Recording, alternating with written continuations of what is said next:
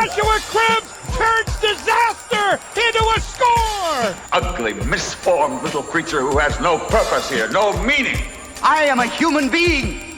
Washed it down with 1 beer, 2 beers, 3 beers, a shot of whiskey, a margarita, and a Bloody Mary.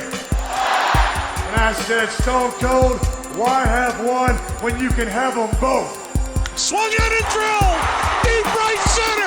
Away back! Gone for Tony! Irving and Curry, one-on-one. Irving puts it up. It's good! Kyrie Irving from downtown! Senator Hillary Rodham Clinton?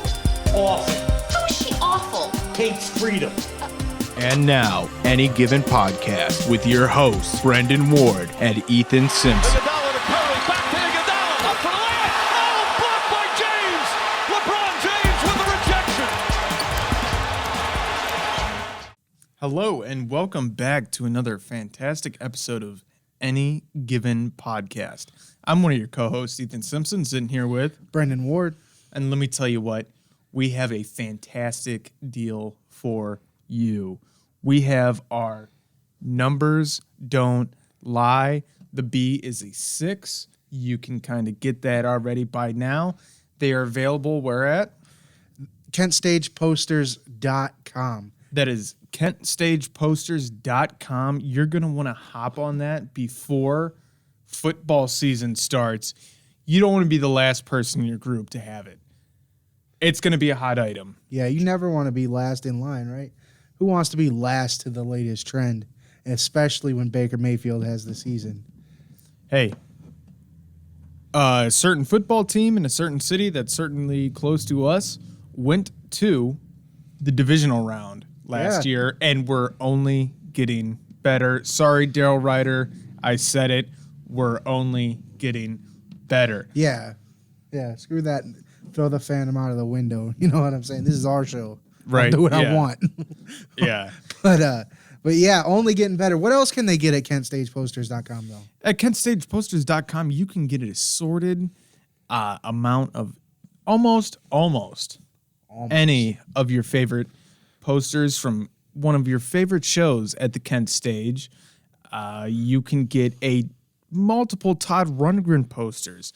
You can get, let's see, I'm trying to think. There's so many that I can't even think of one. Like, who do you want to throw out? You want to throw out Aerosmith, Uriah Heep, that War. Aerosmith didn't play here, but I just see their poster over here. yeah. But Uriah Heep, War, like you said, Todd Rundgren, Steve Earle, Robert Cray. You can get any of these posters at KentStagePosters.com. That's KentStagePosters.com. So speaking of football season, we will be moving on to the NFL. Coming up later this month, at the end of the month, is the 2021 NFL Draft live from Cleveland, Ohio. Brendan, you want to take it away? The Browns currently have quite a few picks. They have pick 26 in round 1 on that opening Thursday night, and we'll probably over the next 3-4 weeks before the draft, that's where we're going to focus most of our attention, just because that's kind of going to be the most important pick. But on top of that, they have pick 59 in round 2, 2 picks in round 3s, picks 89 and 91. In round 4, they have another 2 picks, pick 110 and pick 132. Round 5, 6, and 7, they have 1 pick apiece, pick 169 and 5, pick 211 in round 6, and in round 7, they have pick 257. The biggest needs for the Browns, what do you think? So they worked on their defensive backs and their linebackers. I still think that the Cleveland Browns need to build up their defense, because that was the biggest hole that they had. Yeah, sitting here and you start going over the roster like you do, and you're hard pressed to think of a position on offense that they really need to fill in even depth. Yeah, they have They have 3 tight ends that are going to fill out the roster this year, especially with David Njoku making a guaranteed $6 million. Expect his production to go up because it's going to need to justify paying him that kind of money. You've got the 2 running backs. You've got a plethora of receivers. Now, maybe at the back end you put some people in there, but I like to think of that back end as Kadero Hodge and Donovan Peoples-Jones, and I guess we'll see what OBJ does if he's still on the team or if he's. But the way it's looking, he's going to be a member of the Cleveland Browns in 2021. So on offense, you really can't find a position. On defense, you start looking and like you said, defensive end. They still don't have a guy opposite of Myles Garrett that they probably need. I know they signed him, but he's not a number 1 guy, and he's really kind of let's take a risk on you guy for really cheap, low risk, high reward type of guy. So defensive end is one. Like you said, they addressed defensive back, maybe another corner because Troy Hill is like a slot corner or a nickel corner. So maybe like another person opposite of Denzel Ward, especially depending on what Greedy Williams is going to do. I know he was medically cleared finally. Yeah. But you can't count on that. He's played in like 4 games his entire career. But he's got the potential and it's there. But you're going to need depth on that side, especially since Terrence Mitchell is no longer on the team. Yeah, I've heard a lot of chatter online about potentially the Browns trading up. I guess I could see that, but what would really be the point if you could get a great cornerback? If you could get a great quarterback at 26, then yeah. I just don't like because you're gonna have to get one of the top 2 or 3 corners. You're gonna have to go up because they're projected to go between that 10 and 15 range. You're going to have to go up 11 picks. So I believe it's going to take a lot if you want to get up and get one of those guys. But other than that, then I think you're going to get your 3rd, 4th, or 5th corner off the board at 26. And it's going to have the same set of skill position, and they're going to be sitting there. The run of corners isn't going to go crazy once probably Dallas starts it at 10. I just don't see it happening. So they can get a quality guy at 26 without having to give up extra picks to move up 10 or so spots to be able to pick a Patrick Surtain or somebody of that magnitude.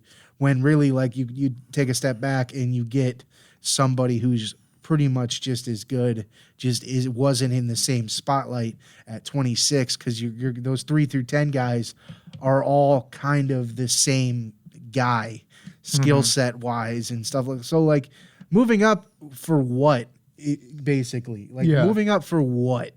Are you getting like because you typically move up for quarterbacks? Are like you San saying Francisco. Move up for what or turn down for what? Like I'm saying move up for what, but I know what you're saying. Like, but I'd almost be more open to like a trade back.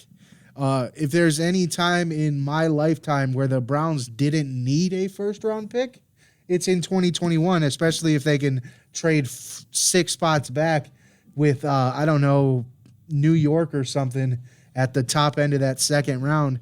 Again, another position where you're going to get pretty much similar skill set between 26 and pick 33 or 32, whichever one they have.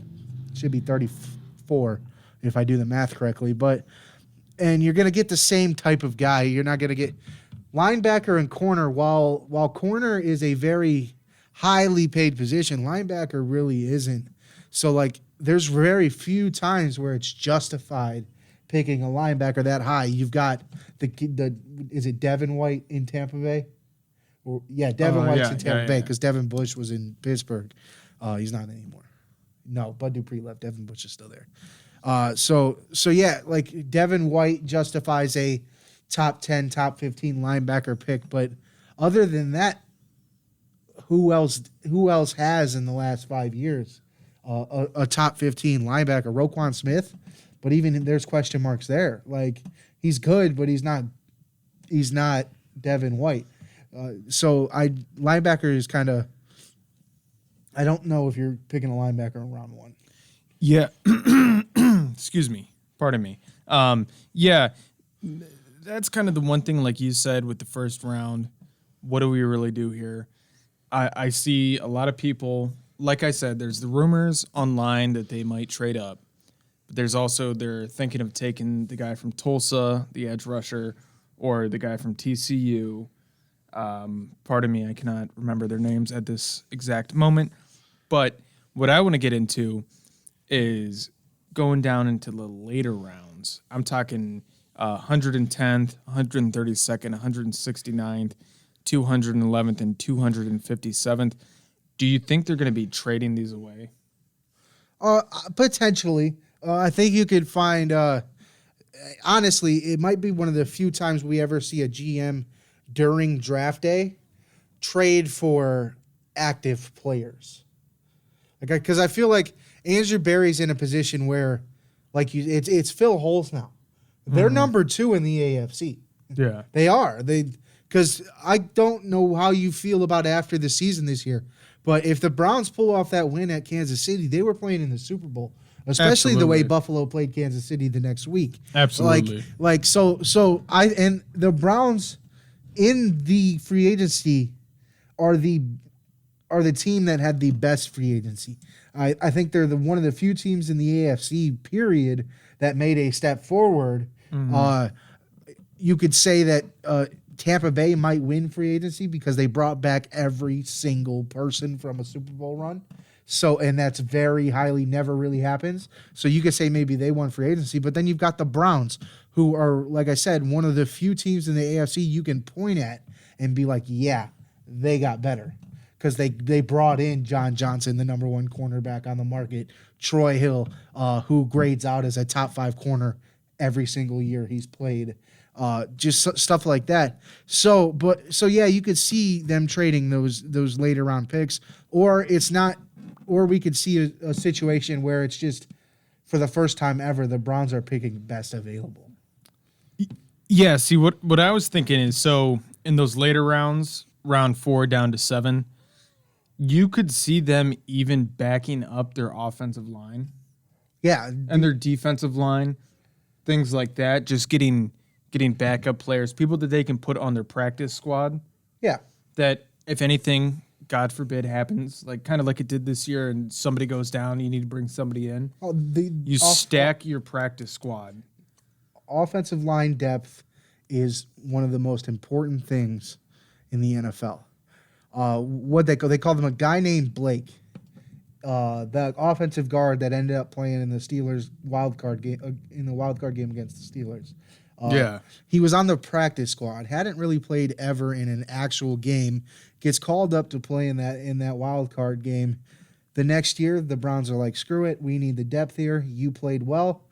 The man made $4 million. Absolutely. So the offensive line depth in the NFL is crazy because it is one of the more injury-prone positions. You're backing up, you're backpedaling, and you're not backpedaling with a receiver that's 190 pounds. You're backpedaling from a guy who can run as fast as a receiver, but he's 270 pounds and can bench press 400. Yeah, that's wild. Yeah, so offensive line depth is just. You look at and I'm gonna bring up the Cowboys, even though my favorite team. 5 years ago, best offensive line in football. Since then, all they've really done is hemorrhage these guys. They lost the left guard they had. They lost Travis Frederick, who is now retired. Tyron Smith has played 2 games in 2 years, but they've still been able to stay together, really kind of in a makeshift offensive line with the depth that they had. Putting Joe Looney in at center because it fits, and putting some of those Suafilo, who's not there anymore. He did a very good run at left guard for them, and just different things. So offensive line depth, I can never speak enough about just what is necessary for that. All right, so here's I know it's not on the rundown. We didn't go over this in pre-production, but where do you put Isaiah McCoy going? Where do I put Isaiah going? What round and what number? What pick number? So That's good. It's a tough one. yeah, because I have to do some math because I don't know exactly when some of the rounds start. Okay, so which round would you put him at? I would say we should probably start being on watch the start of day 3. Okay. Or no, the middle of day 2 because it's 1 and then 2 and 3 and then the rest. Yeah. So I think round 3, the start of round 3 is where if there's a team picking a wide receiver, we should be on watch for that happening. I think that he did well in his pro day. He showed how fast he could be. I think there's a lot of people that think he's going to be a specialist, and they're going to be pleasantly surprised once he sees the field, and he's more like Tyreek Hill than he is like Jacoby Jones. Yeah, here's the thing. So he keeps on his Instagram posting his draft rating. Yeah. And they have him at a 5.68. Yeah.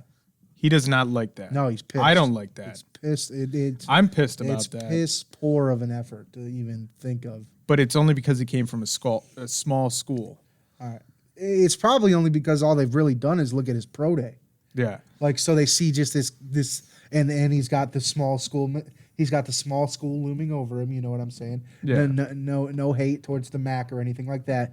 But yeah, it's not a Big Ten school. Yeah, it's not SEC. It's not ACC. It doesn't get the love of those guys, Pac-12. unfortunately. So he's got that looming over him, and then they just look at at the pro day. Go watch some film from that kid, and you'll think differently. There were a couple holds this year that were unnecessary. I'll give you that. But other than that, I'm not sure the Kent State Golden Flashes were on a football field this year, where Isaiah McCoy wasn't the best receiver on both teams. He was the best receiver in the MAC. I know that's my point. Yeah. I'm not sure that they were on a field this year. Hell, I'll even say that last year when they played a full schedule and they had Penn State and everyone on the schedule, I'm going to say that that year, and I know Isaiah didn't play a lot of the year, but I'm going to say that no matter who they lined up against that year, Isaiah McCoy would have been the best receiver on the field for both teams. They went down to Auburn, and Isaiah McCoy was burning out Auburn's cornerbacks. Yeah, he was tearing them apart. The small school thing is, I think, unfortunately, really what's holding him back. I've said it numerous times. I want to know what got him to Kent because I feel like people just either missed out on him or there was something that a reason bigger schools didn't look. Yeah, I haven't looked that far into it, but I can totally see a lot of NFL teams are going to overlook him. And like you said, around the 3rd round, look for McCoy to get drafted, 3rd or 4th. It's just a lot of teams are going to be sorry they missed out on him. Yeah, and it's unfortunate because he goes to a small school. And, I mean, you start looking around the NFL, and it's probably 50-50 when you look at big-time schools compared to small-time schools at the wide receiver position. I mean, look at the numbers that I know Kent State only played 4 games this year. Best offense in football, though. Against teams that played 8 games. Yeah. I'm just saying. They put up comparable numbers, too. And aside from McCoy, look at Crum's numbers. The following year. I was actually over there by his high school yesterday, actually. Yeah. My sister lives out over there now. They put a mural up yet? No, they should, but no, not yet. It just says home of the Midview Middies. It's going to come soon. Yeah, once he gets in the NFL, that might be their first guy from Midview, so they definitely probably will. There you go, yeah. But yeah, speaking of McCoy, there's going to be a lot of teams that are going to miss out on this fantastic, pure talent. And I can say that not just because I'm a Kent State fan and I've covered Kent State Flashes, but because I've been on the sideline.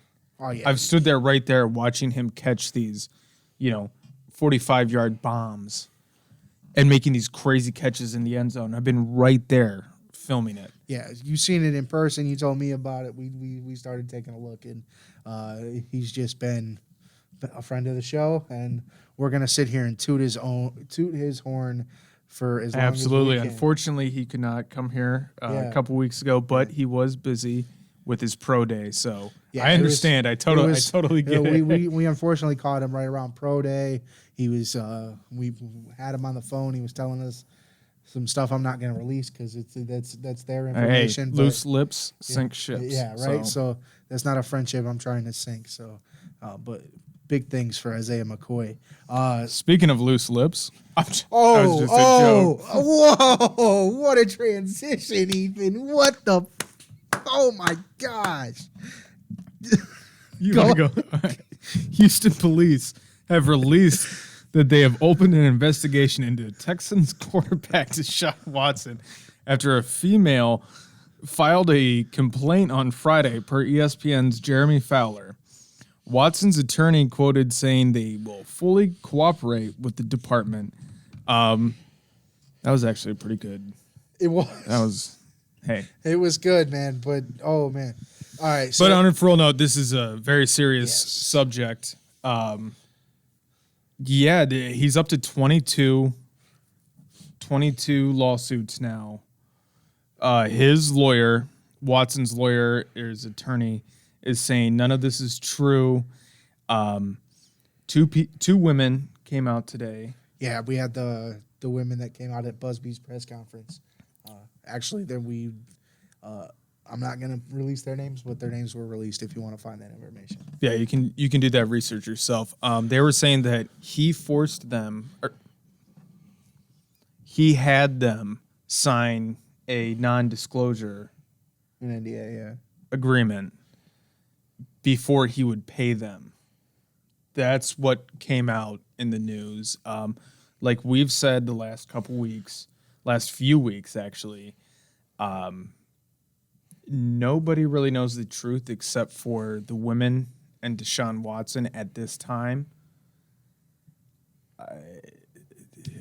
It's a tough subject to talk about because you don't want to, like I said, you don't want to come here and exercise or criticize Deshaun if it is under false pretenses, but now we seem to have evidence that it's not false, and because you're not just going to launch an investigation off of a whim. And sure, like there's certain things that like you will, but I believe there's evidence now that that is kind of being proven because just a week ago, the Houston Police Department was very like lips sealed. We're not talking about it. We're not doing anything currently. And now they're like, yeah, we're on him now. We're investigating. We want to know what happened. The Tony Busby said that these massage therapists were all on referral from the Houston Texans. And then what do the Texans know? I think is a big story here is because I believe that really, would you put it past an owner to cover something like this up? If you see it with every single owner in the NFL, MLB, NHL, NBA. Yeah, they all cover stuff up. Oh yeah, then especially when it comes to their franchise, their that franchise is- player. That is your guy, and maybe I'm not maybe in anything. Let me not go there. And it's just a tough situation. We're gonna fumble over words for here for 10 minutes. We just wanted to kind of give you that information. There are 2 women that have filed complaints. There are now criminal investigations going on rather than just civil lawsuits. At a point, we were looking at just Deshaun Watson getting sued and probably being back in the NFL. Now we might be looking at Deshaun Watson behind bars, and he's certainly probably headed towards the exempt list. A la Josh Gordon. He might be playing in the XFL, or the FCF. Yeah. League. It took me. I forgot that was a whole league. Yeah, It always slips my mind because you can only watch it online. It's only Twitch. Like I always forgot it would happen, and then randomly I'd see it, and I'd be like, oh. And then the one time it was like Manziel just threw a touchdown pass to Josh Gordon. I was like, I guess I'll tune into this one. And it would be like, all right, pick the play, and it'd be like, all right, Manziel, next play, go fuck yourself. Yeah, like run into the wall, buddy. Like lose 15, 25 yards. Like, I just like that they had that. Bob Bennery is one of the owners. He's the Who else is in? Oh yeah, Richard Sherman. Marshawn Lynch. Marshawn Lynch owns one team. They got quite a few people. I actually got an email the other day. We could be owners. It's like you could buy like a share for $500 or something like that, and be considered part owner of the teams. And you could do it for any one of the 4 teams. Hey, $250 each. The Zappers, right? Isn't that their? That's name? their team. Let's go $250 each. The Zappers. Any given podcast. Part owners. Yeah, win or lose, you booze on the Zappers. Manziel, go fuck yourself. But speaking of CC Speaking- Manziel. speaking of quarterbacks that just may not have the talent, Jets end up trading Sam Darnold that was so mean, to the Carolina Panthers. What was mean the CCing him on the email? No, me saying speaking of quarterbacks with no talent. Oh, The yeah. Jets trade Sam Darnold to the Carolina Panthers. In return, they get a 2021 6th-round pick. That is a 6th-round pick this year. And then next year, they get a 2nd and 4th-round pick. What does this do for Sam Darnold's career? It betters it. Oh, 100%, right? Yeah, he's out of there. He's out of that shit show. I don't necessarily hate Darnold. I'm not sure he's an answer for in any quarterback room, but if anybody's gonna fix him, it's kind of like Carson Wentz going to Indianapolis. This is a situation that I feel Darnold could benefit from and maybe even turn his career around. You got arguably the most dynamic running back in the history of football. Maybe it's a little early to say that, but behind him, Christian McCaffrey is definitely right now one of the most dynamic in the NFL currently. Yeah, yes. But Not in history. If he continues on the projection, Then yes, he will be. He is. He'll, But he'll be right the now- greatest white quarterback or running back ever. well, he might already be. But, yeah. but that's neither here nor there. And then they lost Curtis Samuel, but they've got some receivers. Their offensive line is getting better. Matt Rule, I imagine, is going to tailor an offense to Sam Darnold because obviously he wanted him. And they didn't really give up that much for him. It's not like they gave up their 1st-round pick for a quarterback. They give the Jets just sorry, whoever goes number 2 this year. They want Zach Wilson. That's what I've been seeing all over. They've expressed interest in Zach Wilson. Do they really want another developmental project, though? They all are, but I've been saying, Brendan, how long have I been saying this? For like 2.5 months. Don't trade Sam Darnold. Don't go for another quarterback. Don't get into the quarterback carousel. Oh, we were on the same page. I think Darnold's better than all of them. Get a tackle or somebody. Trade down to 5th. Get a tackle or something. Right? Like, who you saw what San Fran gave up. Who would give you double that for number 2 to jump them? It would have been my question. Well, now it's out of the question. You're drafting a quarterback. You traded yours away unless you go sign some journeyman. I don't know who else is out there. Fitzpatrick already signed. Maybe you can get Josh McCown to come out of retirement or something like that. He might. I mean, he's done it like 3 times. Yeah. So could even get Brett Favre. Maybe he loves popping out of retirement. It might have been 10 years, but he's probably on a non-compete Wrangler jeans contract or something. Though. Oh yeah, and copper fit. Yeah, copper fit. Let's see how that copper fit really works when a 50-year-old man lines up to start at quarterback. I mean, Brady's almost there. Yeah, but let me tell you, Brady is a mutant. He is. He's the way his diet and everything that he does. It's uncompared to anybody. It may be LeBron. Except LeBron loves the vino. I don't even know if it's compared to LeBron. I think LeBron's so much is just natural, gifted athleticism and stuff like that. So much of that is. I know he works his ass off, but when I used to stay at my grandma's house, who lived in Akron, she would always boil her water. I wouldn't let us drink it. I don't think LeBron boiled his Akron water. I think he just drank it straight. That's why I'm not 6'8", 285 pounds playing in the NBA in my 17th season right now. LeBron was just getting whatever chemicals were in that water, and now he might be a cyborg. He was getting that Sherwin-Williams water and the General Electric or Ohio Edison water, He whatever. might not even be a Cav anymore, but the NBA is boring without him. Yeah, it's. It I mean, is. it's boring in general. It There's is. really It's not everybody's that fun. making super teams, and then like every team sucks. I get it. The Cavs weren't a super team though. Hey, well, LeBron came With home, LeBron. and Kevin They weren't a Love super was- team. We had LeBron, and then the Warriors had to make a super team, and then It's just there's boring just now. so many different. It's since Boston. It's just been. It was LeBron's Heat, and then it was the Cavs Warriors. But like you said, the Cavs really, I don't think were a super team. You just had LeBron. The last exciting thing that the NBA ever did was Toronto beating the Warriors. And really, was that exciting? I was actually thinking about that last night. Now that we are in basketball somehow, but we'll switch to NASCAR after basketball. We'll make it work. But I was thinking about it. So many people have Kawhi there at number 2, but really, was it just the absence of LeBron? Do you think do you feel like DeMar DeRozan, if he was still on the Raptors, they would have won that title that year? No. No LeBron in the East.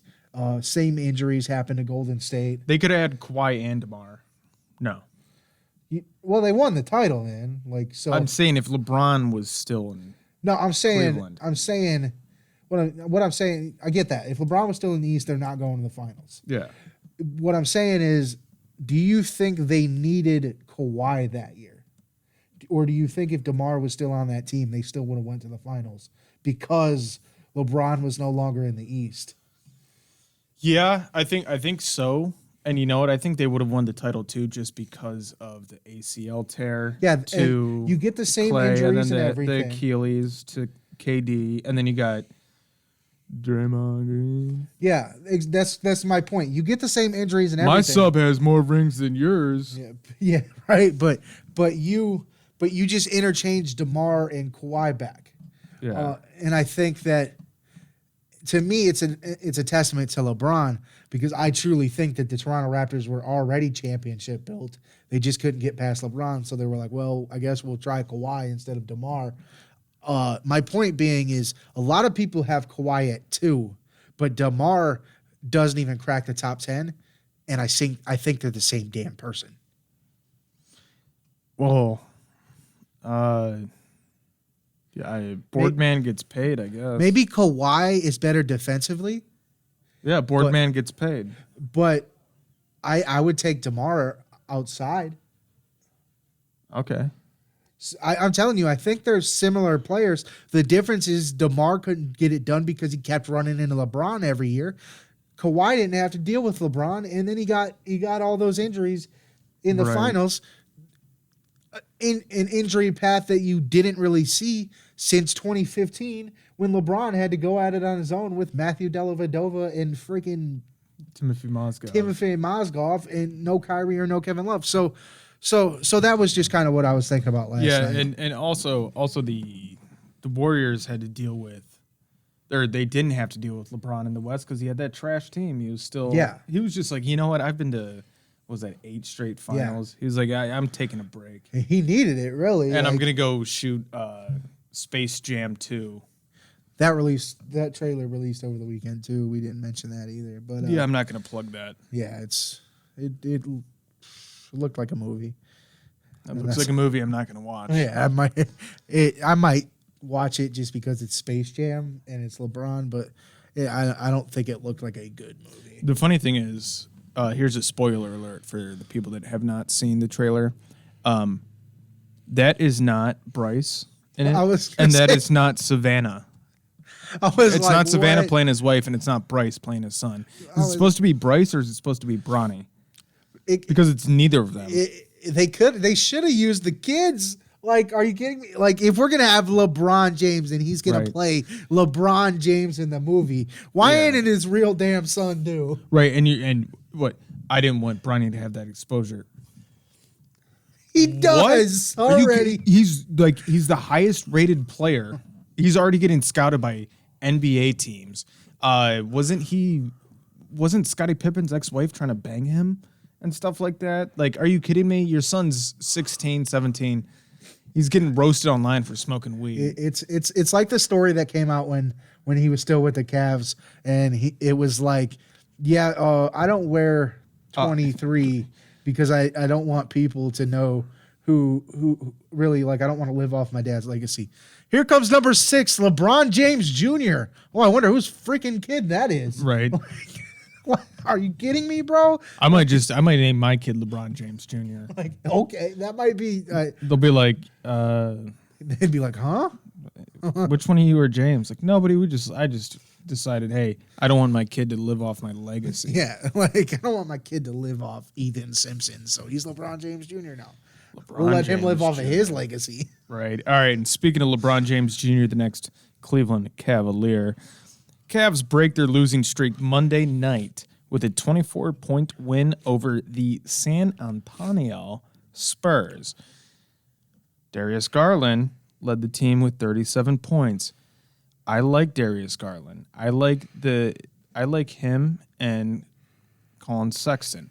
Like we said last week, I don't like them trying to fight the mine. Whose team is this? Mine. We all know whose team it is. It's Larry Nance Jr.'s team.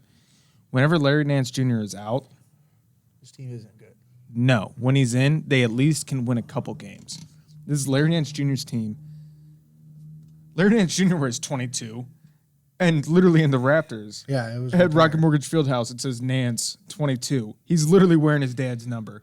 So I don't understand Bronny's whole thing there. But Kevin, speaking of back when LeBron was on the Cavs, Kevin Love and Matthew Dellavedova both made their season debut last Thursday against the Philadelphia 76ers. How did you feel about that, seeing our guys from 16 back in it? I mean, it's one of the first games Kevin Love has played in since 2016, right?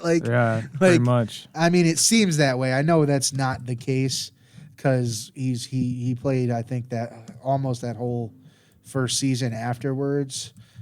Excuse me for kind of being a little. I just Google Docs just randomly kicked me out of our rundown file. It's never happened before. It was weird, but I didn't even need it. I just wanted to get it back up. But where were we? Kevin Love and Dellavedova come back. Love looked good in that first quarter, and since then he hasn't really looked good at all. He was hitting shots in the first quarter of that 76ers game. They were in the game, and then the 76ers pulled away at the end of the game. He scored 9 points in that win last night, and that's probably what you're going to get from Kevin Love now. You're going to get a guy that's going to maybe more than 9. He'll hit double digits. He's not going to score too much more than 20 anymore. He's going to be a double-double guy, and he still will be. It'll be 15 and 10 or 20 and 10, 20 and 15, something like that. That's what you're going to get from Kevin Love, and that's really all you should ask for from Kevin Love, considering you've been paying the man $40 million a year to sit on the bench. So any minutes you get from that man is money well spent, I guess. Yeah, we spoke on this last week. Yeah, he made us eat our words, didn't he? Yeah, kinda. We were like, will you ever see Kevin Love again? He shows up the next night. That's where it is. Kinda. He did make us eat our words, but he's not. I mean, shit, I'll go out there and score 9 points. Right? Make it a 4-hour, 6-hour game. I'll get some rebounds. I'll get a couple free throws. But yeah, and then we talked about this last week as well with the whole Delhi thing. He's 2 or 3 month concussion protocol. What is that? Well, they said it wasn't. He had some type of surgery right as he was supposed to come back. He had a wrist surgery. Yeah, but they also said concussion protocol. Yeah, he was in concussion protocol. In concussion protocol, and then when he was supposed to come back, he injured something. Gotcha. And I love these guys. Like I said last week, thank you for the ring.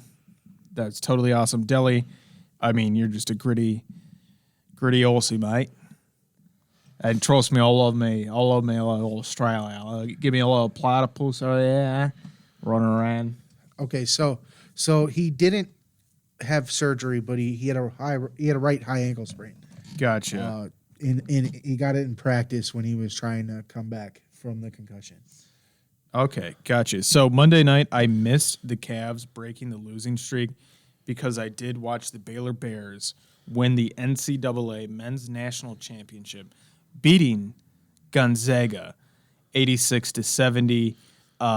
What a crazy game. Baylor just took off at the beginning, and then right before halftime, Gonzaga caught up. They were down 10, and it was just Baylor never lost the lead. Yeah. But it was just like, it was pretty much like Gonzaga takes, 2 steps forward, 1 step back. Yeah. While Baylor's taking 3 steps forwards, one step back. Maybe one step back. Okay, so yeah, it's like it's you're going 2 steps up, but they're going 3. Yeah. Basically. Kudos to Baylor for winning the first ever national championship in school history in basketball. Unfortunate for Gonzaga, who was undefeated all year. Hadn't lost 30-0, 31-0, something like that. And was the favorites in this game. And then Baylor came in and did what they did, dominated really. But that's got to be tough, right? Win them all, but lose the big one. Yeah. Tom Brady knows what that feels like. Yeah. But other than that, there's not very many people that do. So maybe reach out to him and see what he says. It was a sad sight to see Jalen Suggs crying on the sideline. As you know, he was the one that hit that overtime buzzer beater to send him to the national title game over, what'd you call him, UCLA? UCLA, yeah. UCLA, for those of you that don't get the joke. But other than that, just good to have March Madness back. I mean, that first round, first and second round, I almost felt like I was exhausted with it. But that's because there's 30-some games. Mm-hmm. There's 60 games in 2 days, 4 days. You can't catch them all, and then you're like, wait, what the hell? Wait. Yeah, Who like, won? Who lost? Wait, what? You're almost confused Yeah. as to what's going on. But you start getting into the Sweet 16, Elite Eights, Final Fours. You know every team that's playing. You know when they're playing. It's a lot easier to follow. You can catch your breath between games. You're not watching 6 games at once. I like that for the first day. But after that, it just becomes a little too much. You know what I'm saying? So kudos to them for coming out of the dance. Over in women's basketball, and neither of us watched this, so we're probably not going to get in it, just to be honest with you. But it's important to mention that the Stanford Cardinal women's basketball team edge out the Arizona Wildcats. That is their mascot, right? The Wildcats. Yeah. 54-53, winning the women's NCAA basketball championship. Like I said, we didn't watch it. Congratulations. Congratulations. And you should get your limelight, and that's why we're mentioning it. But unfortunately, I'm not going to do you a disservice by trying to hold a conversation about something I just didn't watch or have never really watched. So it's kind of like hockey for me. I know the game. I know some things that I've heard and read and seen, but other than that, like Arizona, I know Arizona upset UConn, who has the best freshman in college basketball. But Paige Buckers or Bukers or however you say it. Paige Buckets. Paige Buckets. I think that's her nickname. I mean, that's what you should call her, anyways. Yeah. It's that close. But other than that, that's my extent of women's college basketball knowledge. And don't take it that hard, because aside from actually watching the men's tournament this year, what is my knowledge of college men's basketball? I watched Kent State basketball. You have more knowledge of a team that wasn't even in the dance than you did for some that were. So don't take it too seriously. But we're gonna get into baseball because it was opening weekend over the weekend, and we only have about 15 minutes to go. Opening weekend is now over. The Indians drop 3 of 4 to start the season. Their only win coming Sunday in the series finale against the Detroit Tigers over in Detroit. They did have their home opener on Monday at 4:10 against the Royals. They unfortunately were shut out 3-0. The Indians have had very good performances from their pitchers, but the offense really just hasn't produced. They did put 9 runs up in Sunday's win, but other than that, not much to really show for. I wrote on here Ethan and Brendan's thoughts because I really wanted to see just what you had to say about what you've seen from the Indians. Yeah, I can. In the first weekend. I can bust this out real fast. All right, so pitching performances have seemed very well. Obviously, in the second inning on Monday, Logan Allen gave up the 2-run home run. He was kind of a little thrown off. First left-handed pitcher to start in 417 days for the Cleveland Indians, which is banana lands. To start a game, not opening day, not anything, just a game. Banana lands. Still working out the kinks on our lineup. Still working out who we need to bring up, who we need to bring down. Look, we're 4 games into the season. You can't really judge it on that. The Mets are playing like shit. Francisco Lindor is not producing, so that's cool. I'm happy about that. I'm ecstatic about that. Trevor Bauer came in on, I believe, Saturday, was acting cocky, struck out a bunch of people, then gave up some runs, and then it completely got in his head because he's a wackadoodle. So that's a whole different thing. But what the Indians need to do is just work out their kinks in the lineup, figure out who needs to go where, figure out who needs to be playing short, and they will do that. That will happen. Trust me. I've been a Cleveland Indians fan my whole life. I don't know if you guys can tell from the flag behind my head, but that's actually from Progressive Field. So I am giant Indians fan. We're pretty much a second half team.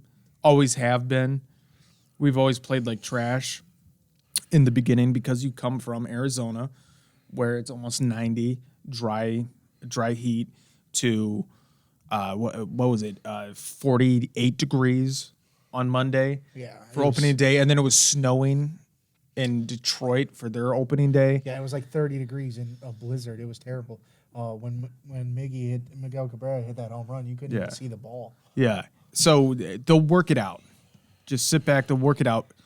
We're not going to win the AL Central. That's a fact. So just chill out. We're working on it. It's a transition period right now. We're starting a new team. I know nobody likes to hear that, right? We've been hearing it our whole lives. We've been hearing it since 04, 07, 2000. We've all heard it. We've heard it's a transition when they get rid of players. But you know what? We had to get rid of Francisco Lindor for a reason, and I totally forgot to take the mic off and do this. So that's on me. But moving on from that, the MLB decided to move, or did you want to get your thoughts on? I'll say something real quick. I was really on par with you, and I still, for the most part, am. I don't think they're winning the Central. I think they could be a 500 or above team. They will work out the kinks. They'll figure out what they're doing in center field. They'll figure out what they're doing in left field. They'll figure out who the first baseman is going to be, and realistically, it's probably going to be all those young guys that everyone's just waiting to come up. Bobby Bradley, Daniel Johnson, Bradley Zimmerman, Oscar Mercado. One of those guys will end up filling those spots, I believe. Here's the thing that pisses me off.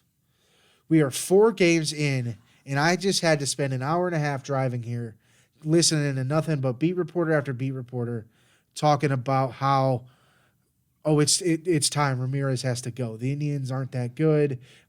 Ramirez should go. Hernandez should go.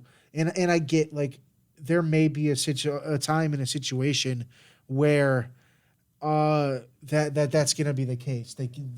I understand that they don't pay people and stuff like that. So that'd be put 4 games in, guys. They're 1-3. They have a chance to win again tomorrow night. Are you kidding me? 4 of 160. They've played 1% of their games. Is this your first time being a Cleveland sports fan? No, it's not. But are you free? Give them a chance. It's how it is. We know they're not going to be great. I don't expect to win a World Series this year, but Jesus, can we give them more than 4 games to before we start setting it on fire? Or do you want to kill the Indians that bad? We're already 2 years away from not having them. Do you want to kill them now? Are the Indians dead? I mean, it's always been like that. You listen to the hot stove in the winter. You listen to this. Everybody's like, we need to get rid of them and do this. And then when they get rid of them, everybody was like, we need to get rid of Francisco Lindor. He's gone. And everybody's like, why would you do that? It's the 24-hour news cycle. All I gotta say is like, come on, what the hell? Like, and I'm not gonna say the F word, but what the hell? Like I said, the name's changing. So do you really want it to be the Cleveland whatever the hells they decide the next couple? I saw the Cleveland Commodores. What is that? That's Lorain County Community College's mascot. Like, it's, I don't know what it is, but like, let's not steal a mascot from a community college. But in 2 years, you're gonna trade all these people, and you're gonna debut the Cleveland whatever the hells, and you're gonna have your best player be freaking Roberto Perez. Like, is that what we want? I already have to freaking swallow my pride and deal with a new team name in a couple years, or if they decide, or whatever happens. So just let's not kill the team 4 games into 162. I get that happens, and it's typical, and Cleveland fans hear this bullshit all the time. But let's go on. Let's move on. MLB, like you said, go ahead. MLB decided to move the All-Star game out of Atlanta, Georgia, after recent changes in voting laws. Since it was announced, has since announced relocation to Coors Field in Denver for the Summer Classic. Don't really want to get into politics on here. Yeah, the political shit about this is just not something I'm really into getting into. You can look it up yourself. You can look up the voting laws in New York, where the MLB headquarters is. And you can look at the voting laws in Colorado, and then in Atlanta, and then figure out who's got more stricter laws. So moving on from that, just to stay away from politics. The only thing I'll say about this is why take a side. I get there's outrage, and like I said, but why take a side? I don't really give a damn if it's in Atlanta or Coors Field. I'll watch it because it's the only freaking all-star game in all 3 major sports that I care about that matters. So, it's the only one that matters. So I'll watch it. So no matter where it is. But moving on to this day in sports history. All right, this day in sports history, April 6th, 1996. Warming up in the outfield before the Indians game with the Toronto Blue Jays, Cleveland Indians outfielder Albert Belle, a.k.a. Joey Bell, heaves a ball at photographer Tony Tomsick, hitting him. Bell contends that it wasn't deliberate, even though it was his second throw near Tomsick, and he warned the photographer not to snap his picture before. The league opens up investigations 2 weeks afterwards, and Tomsick filed a lawsuit on December 12th. Indians end up winning that game 5-3. So you can't really say, hey, don't take my picture, and he starts taking your picture, and you throw a ball at him and almost hits him. And then you hit him with another ball. And you're Albert Bell, who's already, as they come, one of the most infamous hotheads there's ever been in baseball. And then they made a Sports Illustrated cover picture of Albert Bell. And you can look that up. Tick, tick, tick. Albert Bell, baseball's most explosive player. He is. Back then, he was. He was a hothead. He fought people. He threw balls. Yelled at the fans in left field. Yeah, yelled at fans, threw balls at photographers. Nothing you caught from Albert Bell really surprised you back then. So that's just it's this day in sports history, but it's also another day in Albert Bell's baseball career. Absolutely. Anything else we got? Yeah, actually, we talked about mentioning it, and we should have put it on here because I said we would probably mention it, but we didn't. ESPN has came to terms with a release of former Boston Celtic Paul Pierce, who was an analyst for them. After Paul Pierce was on Instagram this weekend, posting stories with strippers twerking in the background with while he was smoking weed and getting his haircut and doing all sorts of those. I think he was playing poker too. Yeah, and he was playing poker. He was doing just a wild sort of scene there, and ESPN can't have that. But I think the bigger story coming out of this is it's kind of similar to a Deion Sanders type of approach. I think he's on a fast track to Barstool Sports, who just seemingly is almost taking over the sports media entertainment industry. Absolutely, and that was Dave Portnoy's whole thing when he started Barstool Sports. It's a pirate ship. That's his whole thing. Is they're the pirate ship. They're taking over. You know, because if you think about it, you got Barstool that are the pirates, and then you got, you know, the colonial ships, whatever, that are ESPN, you know, the clean cut. We got to be clean cut. And I love it. Stupid shit. I like the idea that sports fans and sports writers and sports analysts, sports talkers, why do they need to be buttoned up, and why do they need to be all these people? We're talking about sports people. Why do they have to put a wild card NFL game on goddamn Nickelodeon? Yeah, why do we have to have a slime zone after Jimmy Graham, who's 100 years old, scores a touchdown? It's ridiculous. Sports, look, you can do a sports segment on Nickelodeon, cool. But for the regular people, grown-ass adults that watch ESPN or NFL Network or Fox Sports 1, anything like that, that's why people are turning to Barstool. We don't want to be treated like little kids. We want real shit. Who cares if they say shit? Fuck.